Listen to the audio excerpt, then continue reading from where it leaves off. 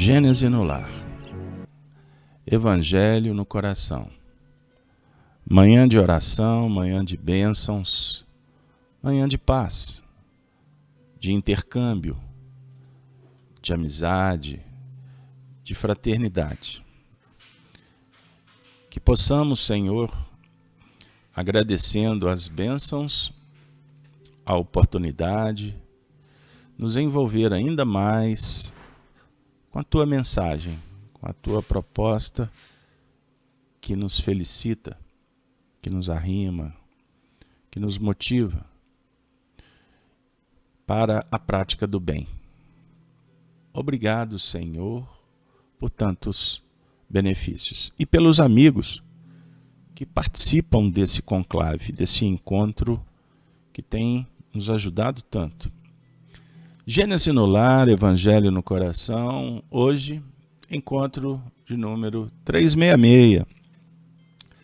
Tema: Tesouros no céu. Senhor, muito obrigado. Que possamos aprender um pouco mais e valorizar sempre mais a vida. Minhas amigas, meus irmãos, nós vamos, com aquela alegria de sempre, dar continuidade ao estudo com o nosso mestre Allan Kardec,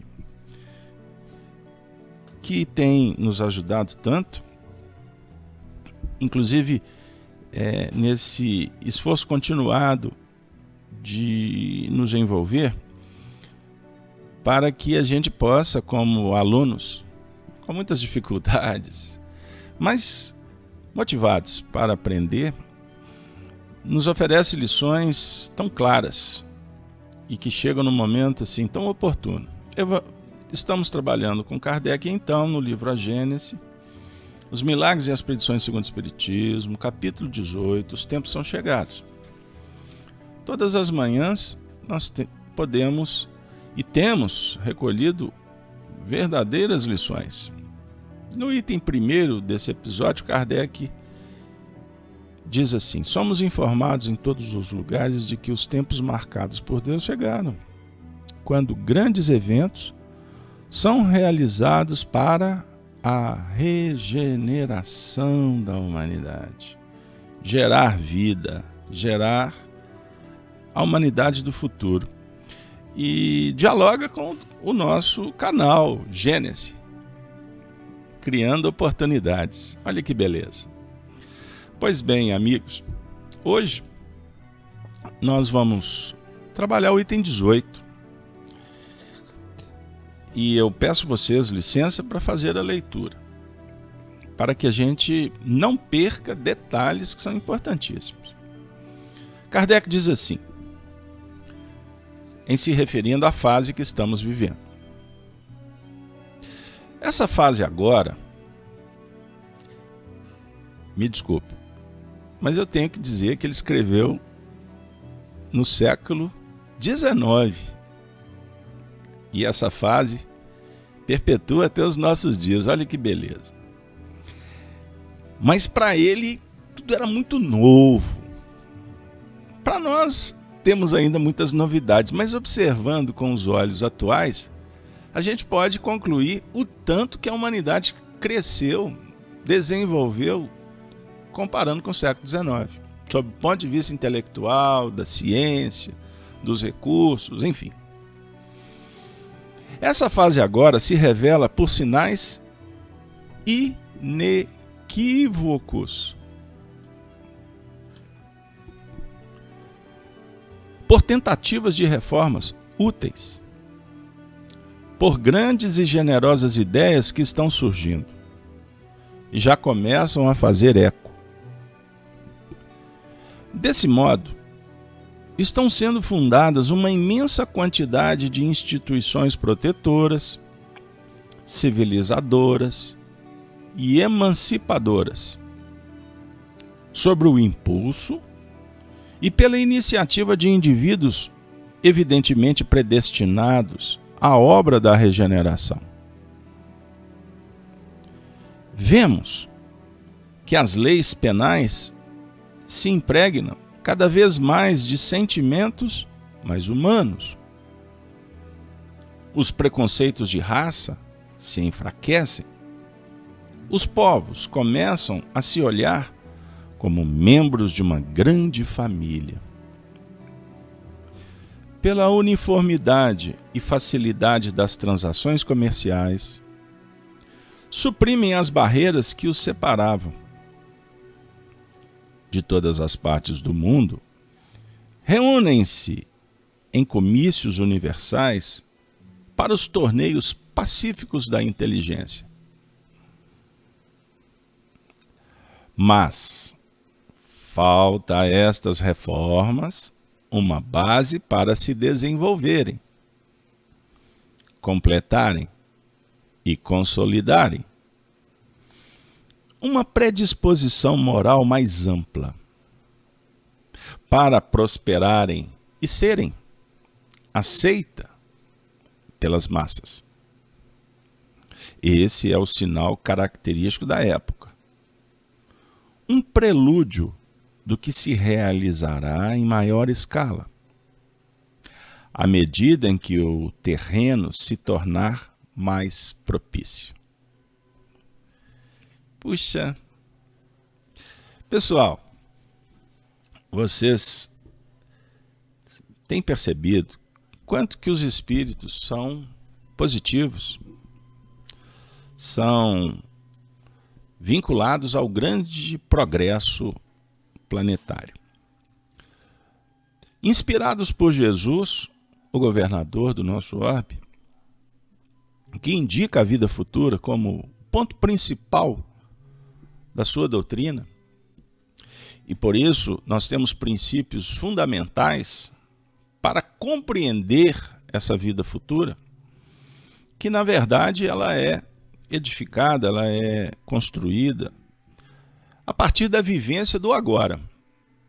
Então o tempo, sob o ponto de vista do progresso, se torna glamouroso no presente, que é a base para o futuro.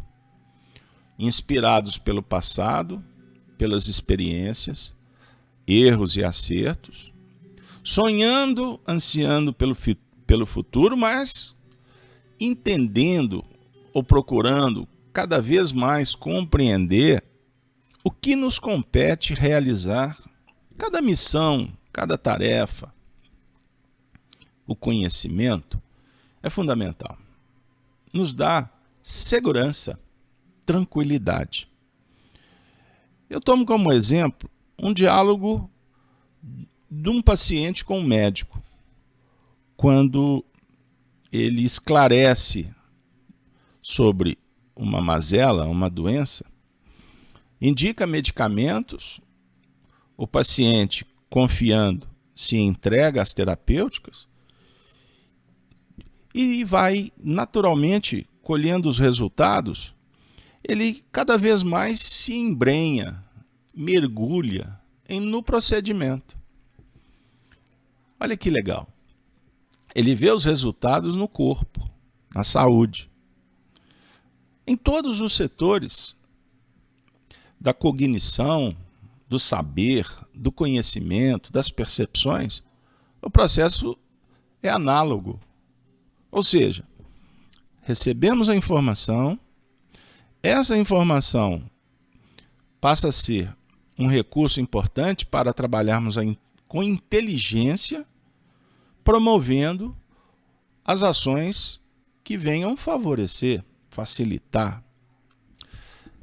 Os espíritos anunciam esse novo tempo.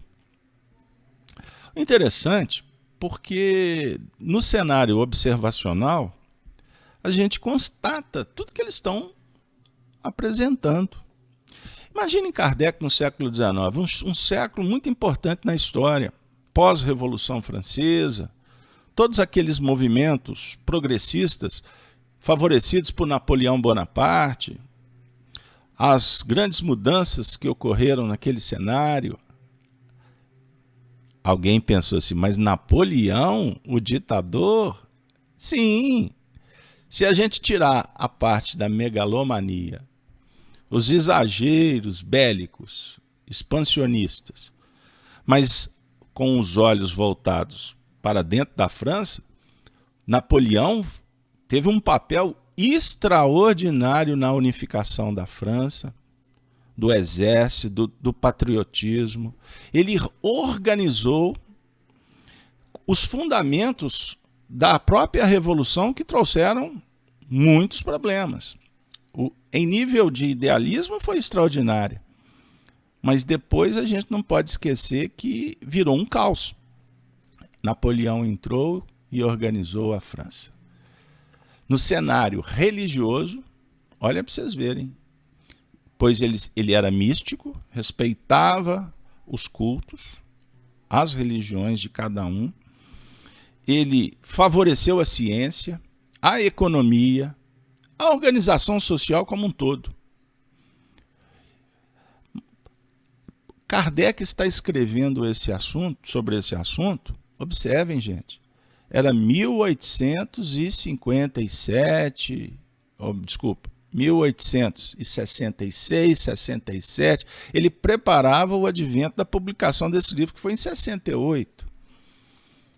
Então ele estava observando o progresso das instituições, dos projetos que nasciam em vários setores. Por isso é que ele fala sobre a quantidade de instituições protetoras, civilizadoras e emancipadoras. Agora a gente faz o recorte com os olhos do século XXI. Olhando para a atualidade, esse processo não parou. Continua surgindo não só instituições protetoras, civilizadoras e emancipadoras, e eu repito para fixação, mas, acima de tudo, ideias renovadoras, concepções que surgem a partir da chegada, inclusive, de espíritos. Grande parte deles que viveram esse cenário do século XIX. Ou seja, no prelúdio. Quantas encarnações destes que viveram essa época se deram para, por exemplo, estarem reencarnados agora? Só a título de ilustração. Os espíritos informaram ao médium Francisco Cândido Xavier, e é uma informação bem convincente, de que milhões e milhões de espíritos que viveram aquele processo em França, da Revolução, o próprio período napoleônico, ou que adveio, o que aconteceu depois, vieram para o Brasil. Milhões. Então imagine um espírito que viveu no tempo de Kardec, que reencarnou aqui no Brasil. Não significa que este que reencarnou em seguida está aqui agora. Mas, sobre o ponto de vista de uma mensuração rápida de tempos e tempos e metade de tempos, possivelmente existem espíritos no Brasil reencarnados hoje que já vieram depois desse período 2, 3 vezes, talvez até 4 vezes.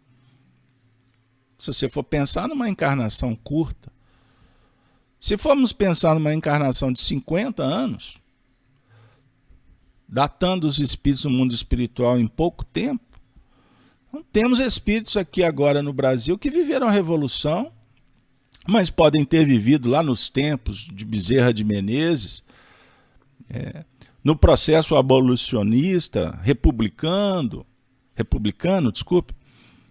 ou viveram um período da década de 30, as crises, Segunda Guerra Mundial, Primeira. Estamos aqui, agora, dialogando sobre essa inspiração.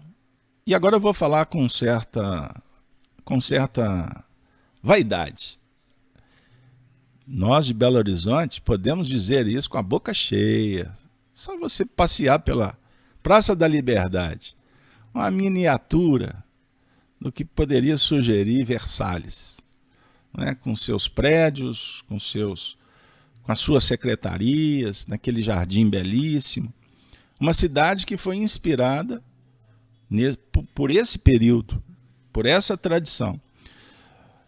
Hoje nós estamos dialogando sobre o progresso moral, a partir da constatação do progresso da humanidade, sob o ponto de vista da proteção, civilização e emancipação. Não vivemos mais no mundo escravocrata, período do Kardec, como que era. Compreenderam? Estamos num país que tem uma Constituição republicana, democrática, na prática em muitas imperfeições. E podemos até sugerir de uma forma irônica que democracia, na visão do brasileiro, é chegar no poder para ter liberdade para fazer o que entende, em detrimento do povo. Isso é um vício, é um comportamento equivocado que se repete no tempo e que no Brasil, nós brasileiros já estamos, vamos dizer assim, indignados com a conformação da inconformação. Porque as injustiças sociais, elas partem do povo, se robustecem no poder e o povo mesmo paga o preço por isso. Mas é um cenário muito favorável para o aprendizado. Pensem bem sobre o ponto de vista positivo. Onde impunidade, as leis que existe um exercício muito contundente para não cumpri-las. Tudo isso traz um desconforto que se torna, de alguma forma, elemento renovador, que prepara para que, quando tiver o indignado a possibilidade de agir, ele pode, inclusive, viver um percentual menor das possibilidades, tendências no erro. Então, não podemos olhar sobre o ponto de vista negativo. Embora os desconfortos, repito, a perplexidade, sobre o ponto de vista da rebeldia, da indiferença, que constatamos no cenário externo, que, repito, são sombras da nossa intimidade, são materiais muito importantes para que a gente possa, inclusive, distinguir quais os tesouros que são mais importantes para se amealhar, para se conquistar. O tesouro da terra ou o tesouro do céu? Aí a gente amarra com o tema, com a proposta moral da manhã. O que esclarece, inclusive, de uma forma assim, bem prática, o que Kardec fala nesse segundo parágrafo. Que, embora o progresso do mundo, as ideias, os comícios universais, as instituições, como, por exemplo, a Organização das Nações, para dar apenas um exemplo, que quando foi criada, qual era o objetivo? Aproximar os povos. Naturalmente, é também uma instituição como qualquer outra humana, que apresenta no cenário das deturpações, das crises, das grandes mudanças, vamos dizer assim, um descolamento dos princípios que a fundamentaram. Quando as políticas imediatistas, materialistas, passam a ter um espaço muito maior do que a ideia da unidade que deveria ser pautada na lei de igualdade, de liberdade e de fraternidade. Compreenderam, gente? Isso se dá nas religiões. Por exemplo, um líder religioso que tem um compromisso de auxiliar os seguidores sobre o ponto de vista moral, ele opta em participar da política imediatista, o que vai gerar dentro da própria instituição que representa um cenário de divisionismo. Se a gente for para a ciência, o dogmatismo, a presunção de possuir a verdade, gera uma série de tendências, de correntes, que poderiam, por pensamentos diversos, construir uma ideia coletiva, mas os homens, pensando apenas em si mesmos, geram, na verdade, disputas cruéis, violentas, que impede ou dificulta, melhor dizendo, o próprio progresso da ciência. Porque quando nós sentamos como dois amigos, que pensamos de formas diferentes, mas fraternalmente unidos pelo sentimento, cada um expõe, e o objetivo é assim: o que eu aprendo com você, o que você aprende comigo. É a essência do diálogo. Quando a gente remonta à era clássica da filosofia, com Sócrates e Platão, para citar apenas os dois. Debate, diálogo, dialogar, tirar de dentro e aprender com o que recebe. Pergunto a vocês, não foi a base dos ensinamentos de Jesus? Ou a gente julga que ele apenas pregava e não dava oportunidade para que os discípulos falassem? Lógico que na condição dele, muito acima, muito mais evoluído do que os discípulos, ele possivelmente não tinha muito o que aprender. Isso eu estou supondo, e posso ir, inclusive, para a inquisição pessoal por estar cometendo um delito, querendo entrar na intimidade de Jesus. Mas isso é um problema, eu peço desculpa para vocês, que eu posso estar assumindo com ele, ou com a minha consciência, como eu disse. Mas eu quero dizer o seguinte: ele reunia com os 12. Os 12 tinham oportunidade de se expressarem, ou não? Ah, Carlos Alberto, mas lá no Evangelho, geralmente, os discípulos só perguntam. Pois é, mas na verdade é um texto que propõe exatamente isso. Mas nós temos informações através da mediunidade que corroboram com o que eu estou falando. Por exemplo, vocês conhecem o livro Boa Nova? Vocês conhecem o livro Jesus no Lar? Para citar apenas dois, pela Lavra Chico Xavier. Existem outros com muita qualidade. O mestre, ele dava o colorido para o diálogo. Ele fazia amarração. Ele transcendia. Mas Tiago perguntava. João debatia com Pedro. Pedro dialogava com os demais. Isso é muito importante, porque o cenário da evolução moral, ele parte da consciência do indivíduo quanto ao que ele tem que trabalhar na sua intimidade e, ao mesmo tempo, da convivência com a natureza, com os seres que estão em torno, para exatamente estabelecer esse regime de solidariedade, de troca. Pois, quando usamos aquelas frases, que para muitos pode ser até clichê, quando somos juntos, podemos mais. E olha que eu errei na formulação da frase. Eu poderia dizer, quando estamos juntos, podemos mais. Mas saiu aqui sem pensar. Quando somos juntos, podemos mais. Tire a conclusão. Porque nós temos que ser. É mais importante do que estar. Sermos autênticos. Só para dar um exemplo. Você tem que trabalhar no sentido de ser, assumir o que você é. E não a convenção que nos encarcera por opção. Nos iludimos que eu tenho que vender uma imagem de virtude, de inteligência, de beleza. Olha aqui, como que a gente se comporta. E, na verdade, qual é o tesouro maior? É você ser o que você é, você assumir. E o que é mais importante, você sentir.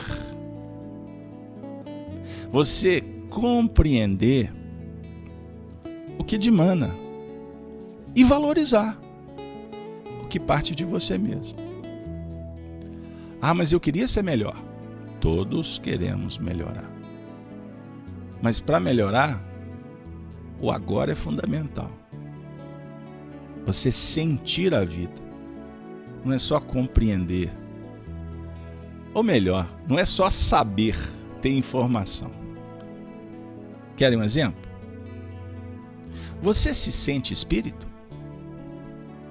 ou você está informado que é um espírito? Saber reencarnação ou sentir a reencarnação no esplendor do pulsar da vida? Deus impõe a encarnação com o fim de vos fazer progredir. Isso é literal? Você sabe de cor? Mas como você se sente na expiação? Expiação é pôr para fora. Eu estou sofrendo. Sinta o sofrimento. Sinta. Não deixe apenas ele passar como um vento que vai e volta. Quer um exemplo? Outro.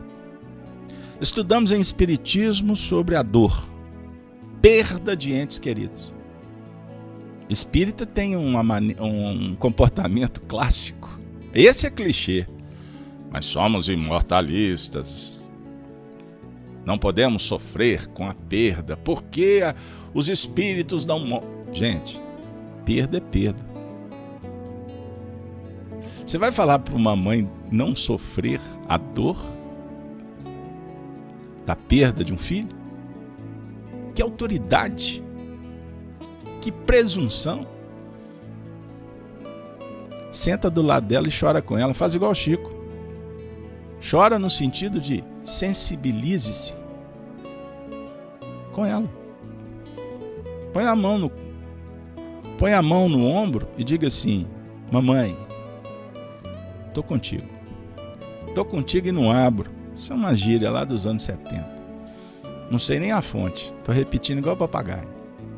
Geralmente a convenção social é assim, a gente repete muita coisa sem sentir, sem saber. Pronunciamos palavras e não sabemos o significado, ou deturpamos, como acontece nos dias de hoje. Com algumas palavras que se tornam utilizadas, ou que são utilizadas para expressar ideologias que não dialogam com a essência da palavra. Quer um exemplo? O amor. Amor no mundo atual, pelas novelas, pela superficialidade, amor é confundido com sexo. Amor é simbolizado num coraçãozinho. Sabe quando um e o outro se cumprimentam? Ou mandam no vídeo a imagem de um coraçãozinho nas mãos? Ah, como é fofo! Bom, isso pode ser muita coisa menos amor. Amor é um sentimento profundo que envolve comprometimento, dever, responsabilidade. O amor é uma chama sagrada. Eu gosto muito dessa expressão contida no Evangelho segundo o Espiritismo, no capítulo Amai ao próximo. Amor é muito mais do que isso. Amor é vida. Nós somos frutos do amor. Nós somos criados pelo amor de Deus. Compreenderam?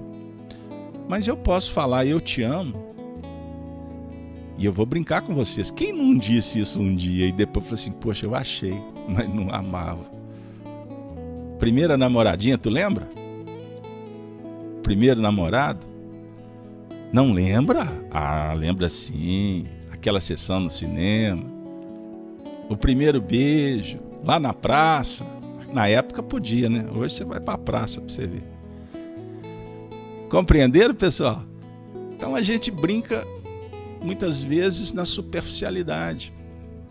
O mundo atual nos convoca para prosperar sob o ponto de vista do espírito, a moral, que é o prelúdio de um novo período, onde tudo será mais propício para o desenvolvimento do espírito imortal, porque será assunto comum. Mediunidade estará dentro das casas. Aliás, nos dias atuais, encontramos médiuns toda hora. Seu neto, seu sobrinho, seu filho, seu primo. Aí você fala assim, ele é médium, que bobagem. Talvez bobagem é a gente falar, ele é médium, porque a vida vai dizer. Aí quando se apresentar, titio, estou com um problema, vem cá meu filho. Olha, eu já fui no psicanalista, no psiquiatra, no psicólogo. Ele diz da minha sombra, do problema do meu ego, mas eu ouço vozes. Essas vozes, ele fala que... Aí você diz assim, essas vozes dialogam com o que os profissionais estão te dizendo com muita boa intenção. Eles querem te ajudar. Mas no seu caso específico, porque não estou generalizando, você escuta as vozes do além. E em determinados momentos dizem, seja virtuoso. Como podem dizer, se mate. Como podem afirmar, sua vida não presta, você não serve. Como podem dizer, briga com ele, ela não presta. São vozes do além, que nos compete compreender que dialogam conosco e que somos responsáveis para selecionar aquele material que pode ajudar e descartar. Como a sociedade faz com pessoas na intolerância das redes sociais, faça com aquele pensamento que não te agrega nada. Muda de canal. Quando você está vendo alguma cena desagradável, você não muda de emissora. Naquele tempo que a gente dependia de televisão, hoje estamos nos libertando desse vício que deturpou o caráter de milhões e milhões de pessoas pelo incentivo ao materialismo dialético, a destruição da família, a separatividade entre os seres.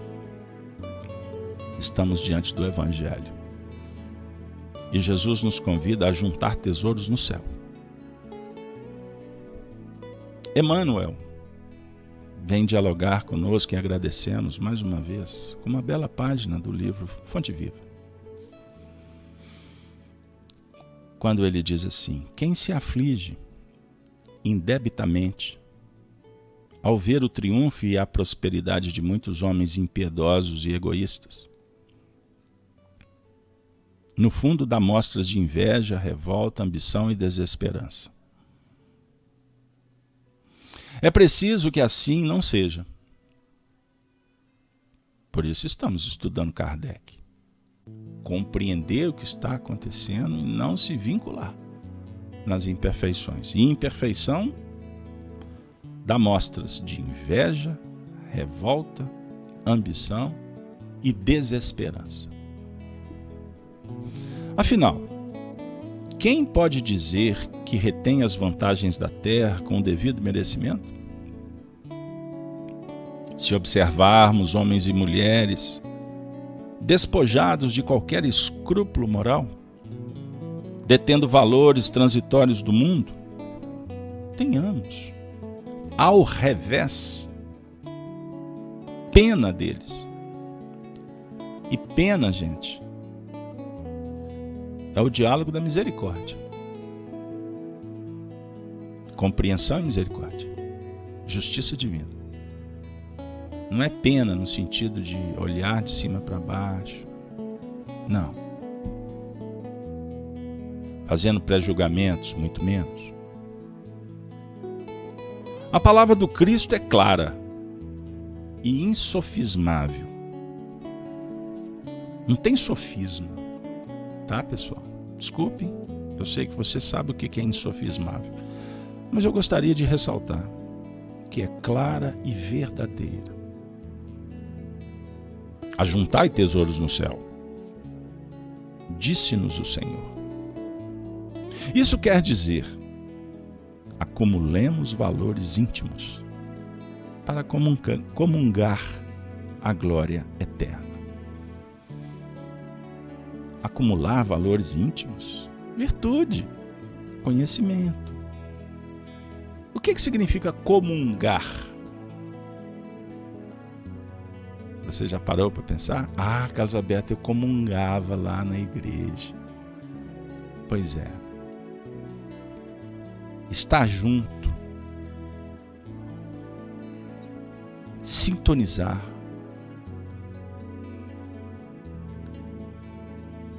Estabelecer afinidade. unir, pertencer à glória eterna. É vitória sobre si mesmo e para sempre, valores que não podem ser retirados. Isso é que vai dar base. Efêmera será sempre a galeria de evidência carnal, os palcos. Beleza física, poder temporário, propriedade passageira e fortuna amoedada podem ser simples atributo da máscara humana. Personas que o tempo transforma, infatigável. Amealhemos bondade e cultura, compreensão e simpatia. Sem o tesouro da educação pessoal, é inútil a nossa penetração nos céus. Porquanto estaríamos órfãos de sintonia para corresponder aos apelos da vida superior. Mas, Carlos Alberto, então, o tesouro tem a ver com educação? Sim. Educação para penetrar nos céus. Emmanuel é um estudioso do Evangelho de alto gabarito. No capítulo 18, só para dar esse dado para você anotar. No capítulo 18 do Evangelho de Mateus, Jesus perguntou para os discípulos, os discípulos perguntaram para Jesus, quem é o maior no reino dos céus? Qual foi a resposta? Ele manda que traga uma criança e diz assim: enquanto não vos converterdes e vos tornardes igual a criança, não podereis entrar no reino dos céus. Então, se converter em criança ou se fazer criança é um processo de filosofia e de ciência. Educação, formação de hábitos, caracteres, sob o ponto de vista íntimo. Então, nós estamos dialogando com vontade operacionalizada no dever que a consciência indica e o mérito pela luta. Continuando. Cresçamos, é a dica, na virtude. E incorporemos a verdadeira sabedoria. Porque amanhã, prepare aí, aperte o cinto. Porque amanhã serás visitado pela mão niveladora da morte e possuirás tão somente as qualidades nobres ou aviltantes que houveres instalado em ti mesmo. Gente, eu fiquei assustado, e você? Mão niveladora da morte?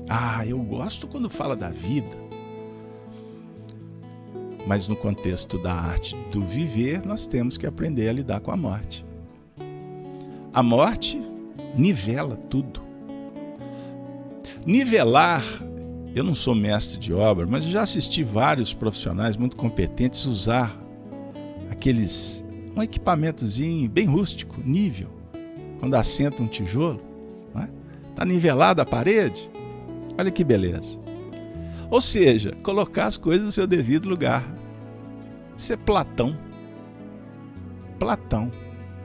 Na filosofia de valorizar cada coisa com seu sentido real. Colocar as coisas no seu devido lugar.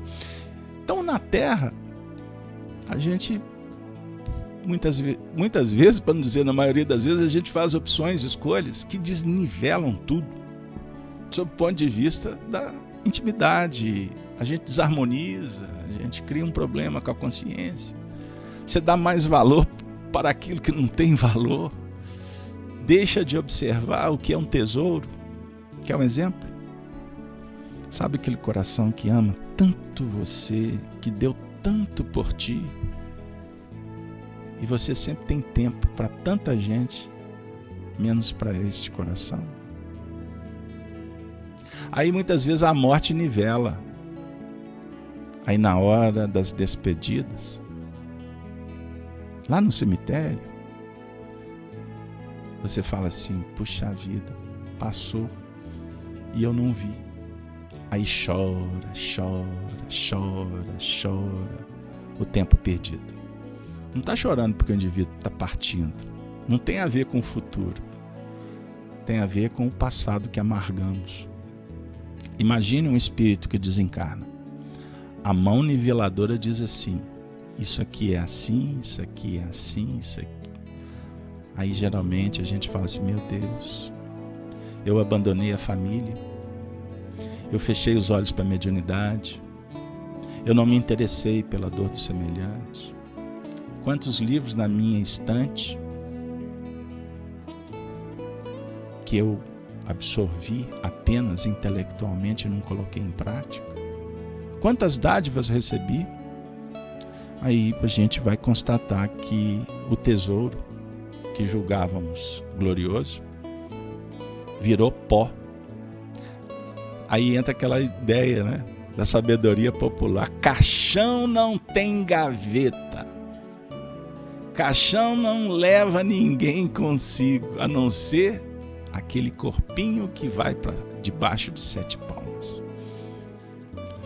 Mas graças a Deus agora com Jesus nós estamos sim escolhendo um tesouro real. Por isso estamos aqui, cuidando da alma para nos preparar para servir ao semelhante, que é o bem maior, que garante o amor na nossa intimidade. Que Deus nos abençoe, que possamos continuar nessa vibe, nesse momento tão valioso em que nos matriculamos nessa escola da vida.